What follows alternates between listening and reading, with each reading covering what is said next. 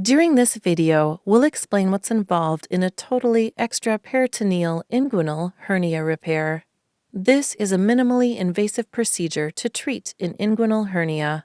After anesthesia, you'll lie flat on your back on the operating table.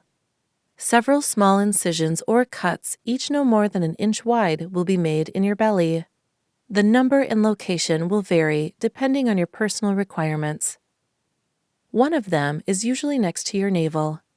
A specially designed instrument will be used to make a space between the inner abdominal wall and the peritoneum, which is the lining containing all the organs in the abdomen.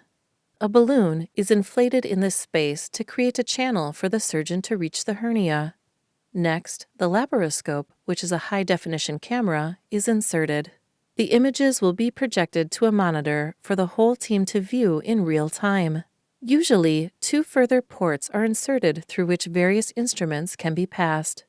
The instruments are used to dissect away the hernia sac and free it from the abdominal wall and any surrounding organs. Once the hernia contents are free, the weakness in the abdominal wall is reinforced with sutures, or by tacking a piece of mesh over the hernia opening. This will prevent the intestine from slipping back into the opening and the hernia returning. Before finishing, the surgeon will take one last look around for any bleeding or areas of damage. Once satisfied that the procedure has been completed, the instruments and ports will be removed. Occasionally, you may have a wound drain left in place. The incisions will be closed with sutures or skin staples and covered with dressings. The contents of this video are a general depiction of this procedure and the risks involved. It's not necessarily accurate for your personal situation.